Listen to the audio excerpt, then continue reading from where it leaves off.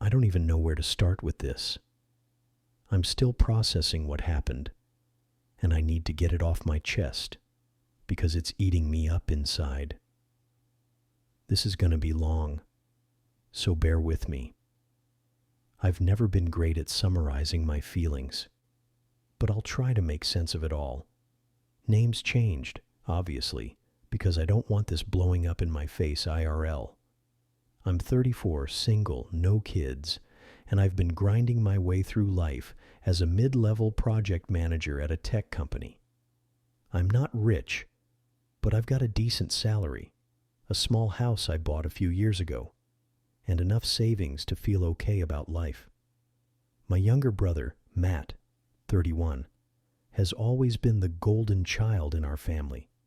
Growing up, he was the charming one, the funny one, the one who could talk his way out of anything. I was the quiet, responsible one who got good grades and never caused trouble.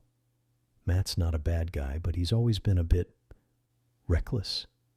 Like, he'd make big plans, chase big dreams, but never really think about the fallout. About 6 months ago, Matt lost his job. He was working as a sales rep for this startup that went under. Classic tech bubble stuff. He'd been living the high life, renting a fancy apartment in the city with his wife, Sarah, 29, and their 2 kids, Emma, 5, and Liam, 2. They had a nice car, took vacations, posted it all on Instagram like they were living the dream. But when the startup tanked, so did their whole setup. No savings, no backup plan. Matt called me one night, sounding panicked, saying they were behind on rent and might get evicted. Sarah was freaking out, the kids were stressed, and he didn't know what to do. I don't have a huge house, 3 bedrooms, 1.5 baths, nothing fancy. But I couldn't just let them crash and burn. I told them to move in with me. Temporarily, I thought, just until they got back on their feet. My place is in the suburbs, about an hour from the city, so it was a big change for them, but they didn't have a lot of options. They packed up what they could fit in a U-Haul, sold the rest, and showed up at my doorstep with 2 kids, a dog, and a mountain of stress. The first few weeks were rough but manageable. I gave them my master bedroom because it was the biggest, and I moved into the smaller spare room. I turned my home office into a makeshift bedroom for Emma, and Liam's crib went in the corner of the master. The dog, a hyperactive golden retriever named Max, chewed up one of my couch cushions within 48 hours. I didn't say anything, just ordered a new one on Amazon and kept my mouth shut. Sarah was apologetic. Matt promised to make it up to me, and I figured we'd find a rhythm. But then the bills started piling up. Their car payment was overdue.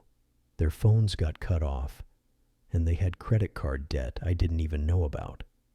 Matt kept saying he was working on something, but every job lead he chased fell through. Sarah was a stay-at-home mom, so no income there. I started covering everything: groceries, utilities, their car payment, even diapers for Liam. I didn't want to make them feel worse than they already did, so I just paid. My savings took a hit, but I told myself it was temporary. Family helps family, right? Living together was its own kind of chaos. My house isn't big enough for 5 people and a dog. Toys were everywhere. Dishes piled up in the sink because Sarah was too tired to clean, and Matt would forget to take out the trash. I'd come home from work to find Max had peed on my rug, or Emma had drawn on the walls with crayon. I tried to be patient. I'd remind myself they were going through a lot, that the kids didn't know any better, that Matt and Sarah were embarrassed and stressed. But it was hard. I started feeling like a guest in my own home. I don't want to paint Matt and Sarah as freeloaders, because they weren't trying to take advantage.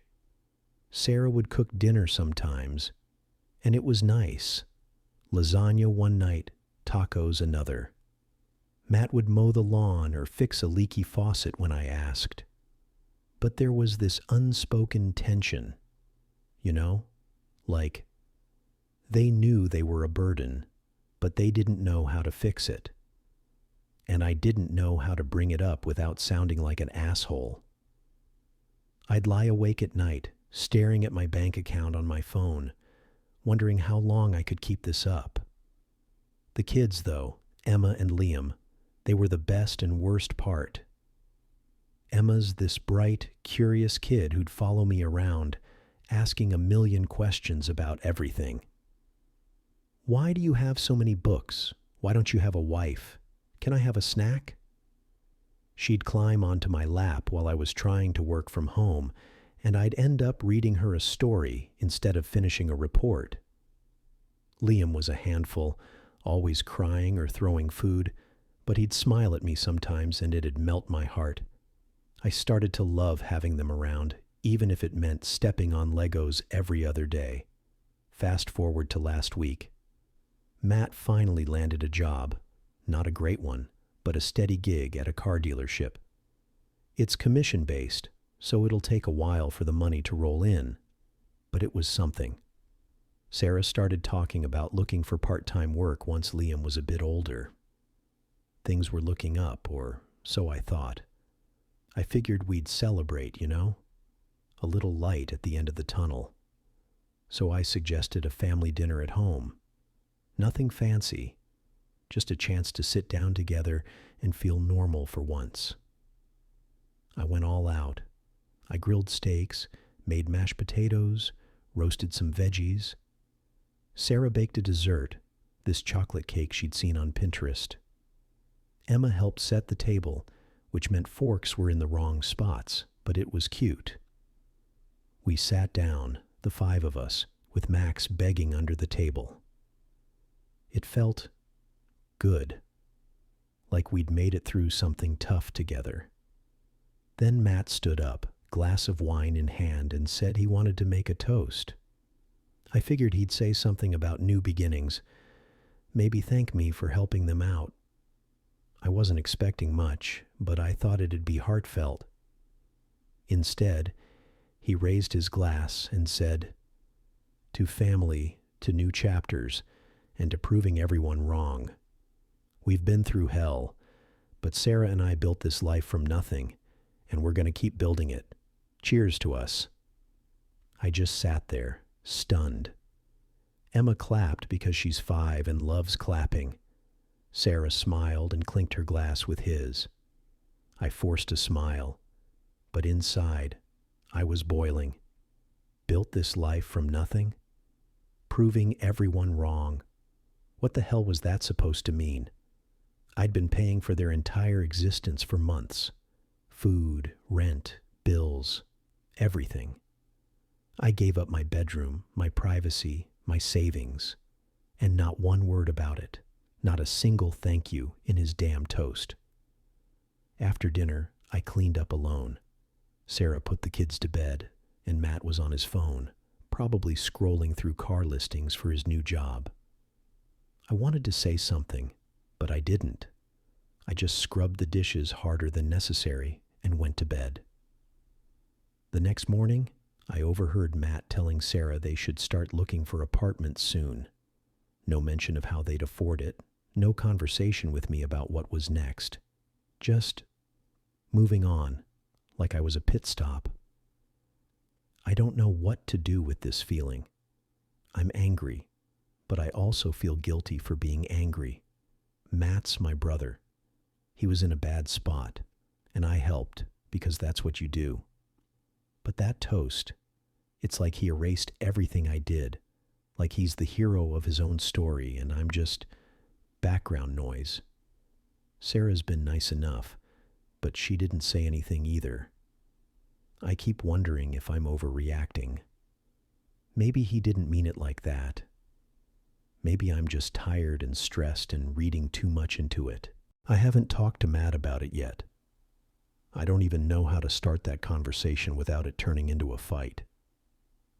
Part of me wants to lay it all out, tell him how much I've sacrificed, how much it hurt to be left out of his little victory speech.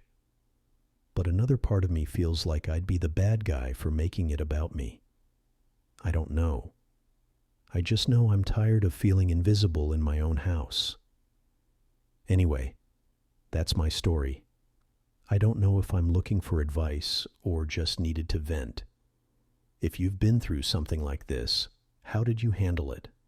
How do you talk to someone you love without blowing everything up? I just want to feel like I matter again.